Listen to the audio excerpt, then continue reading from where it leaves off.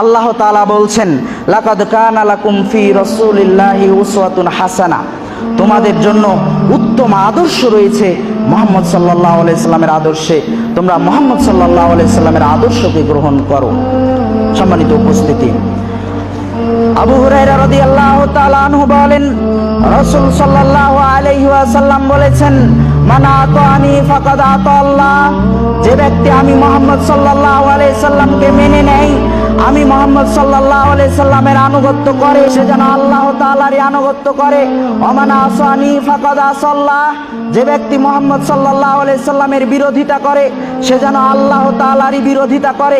সম্মানিত উপস্থিতি, বোঝা যায় এই আয়াত এবং হাদিস থেকে যে মুহাম্মদ সাল্লাল্লাহু আলাইহি সাল্লামের অনুসরণের ব্যাপারে আল্লাহ তাআলা আমাদেরকে নির্দেশ দিয়েছেন। এইবার আমরা মুহাম্মদ সাল্লাল্লাহু আলাইহি সাল্লামের অনুসরণের ক্ষেত্রে কিভাবে মুহাম্মদ সাল্লাল্লাহু আলাইহি সাল্লামের অনুসরণ করতে পারি, মুহাম্মদ সাল্লাল্লাহু আলাইহি সাল্লামের অনুসরণের ধরনটা কিরকম হতে হবে। আমাদেরকে মুহাম্মদ সাল্লাল্লাহু আলাইহি সাল্লামের অনুসরণ করতে হলে সাহাবায়ে ইকরাম যেইভাবে মুহাম্মদ সাল্লাল্লাহু আলাইহি সাল্লামকে অনুসরণ করেছেন, ঠিক অনুরূপভাবেই মুহাম্মদ সাল্লাল্লাহু আলাইহি সাল্লামের অনুসরণ করতে হবে। তাহলে আমাদেরকে জানতে হবে মুহাম্মদ সাল্লাল্লাহু আলাইহি সাল্লামের অনুসরণ তার সাহাবায়ে ইকরাম কিভাবে করতেন। দেখুন, ইবনে মাজার 17 নম্বর হাদিস, আব্দুল্লাহ ইবনে মুগাফফাল রাদিয়াল্লাহু তাআলা আনহু বলেন, আমি একটা পথ চলছিলাম, পথ চলতে গিয়ে দেখলাম আমার ভাতিজপুত্র ভাতিজা পাথর নিক্ষেপ করে, কঙ্কর নিক্ষেপ করে পাখি শিকার করছে।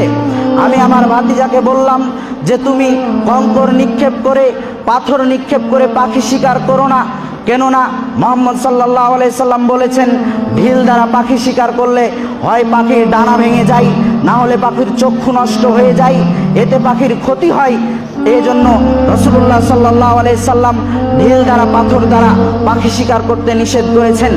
আমি এই কথা বলার পরেও আমার ভাতুষপুত্র একটা ঢিল নিয়ে আবারও ছুঁড়ে মারলেন। তখন আব্দুল্লাহ ইবনে মুগাফফাল রাদিয়াল্লাহু তাআলা আনহু বলছেন, আমি মুহাম্মদ সাল্লাল্লাহু আলাইহি সাল্লামের হাদিস তোমার সামনে পেশ করলাম, আমি মুহাম্মদ সাল্লাল্লাহু আলাইহি সাল্লামের কথা আমি তোমাকে বললাম, অথচ তুমি সেই কথাকে উপেক্ষা করলে, লা উকাল্লিমুকা আবাদা, আমি আর তোমার সাথে কথাই বলবো না। দেখুন, সাহাবায়ে ইকরাম রাসূলুল্লাহ সাল্লাল্লাহু আলাইহি সাল্লামকে মেনে নেওয়ার ব্যাপারে, রাসূলুল্লাহ সাল্লাল্লাহু আলাইহি সাল্লামের কথার অনুসরণের ব্যাপারে কতটা কঠোর ছিলেন। এরপরে দেখুন, তাবুক যুদ্ধে যখন বিজয়ী বেশে ফিরে আসছেন সাহাবায়ে ইকরাম, প্রতিমধ্যে খাদ্য সংকট দেখা দিল। এমত অবস্থায় সাহাবায়ে ইকরাম তাদের সাথে থাকা পালিত গাধাগুলোকে জবাই করে গোশত রান্না করলেন। গোশত প্রায় রান্না হয়ে গেছে, উনুন থেকে, চুলা থেকে নামিয়ে খাবে, এরকম অবস্থা। এমত অবস্থায় একজন ঘোষক এসে ঘোষণা দিল, মুহাম্মদ সাল্লাল্লাহু আলাইহি সাল্লাম পালিত গাধার গোশতকে হারাম করেছেন।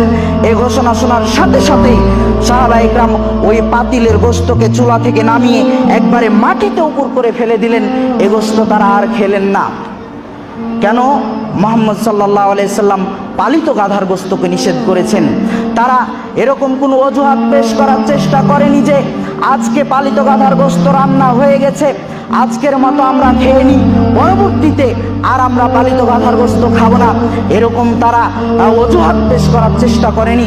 বরং মুহাম্মদ সাল্লাল্লাহু আলাইহি সাল্লাম নিষেধ করেছেন, অতএব সেটা নিষেধ, সেটা আর খাওয়ার কোনো প্রশ্ন ওঠে না। এ হচ্ছে সাহাবায়ে ইকরামের রাসূলের অনুসরণ। আর একটু দেখুন,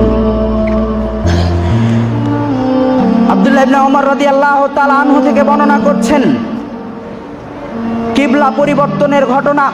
মুহাম্মদ সাল্লাল্লাহু আলাইহি সাল্লাম শুরুর যুগেই বাইতুল মাকদাসের দিকে মুখ করে সালাত আদায় করতেন।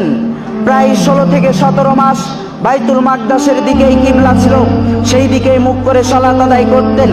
এমত অবস্থায় একদিন কিবলা পরিবর্তন করা হলো, বাইতুল মাকদাসের দিক থেকে বাইতুল্লাহর দিকে কিবলা পরিবর্তন করা হলো। এই কিবলা পরিবর্তনের ঘোষণা একজন ঘোষক দিচ্ছেন। এমত অবস্থায় মসজিদে সাহাবায়ে ইকরাম সালাতরত অবস্থায় রয়েছে, সালাতে রুকু অবস্থায় রয়েছে।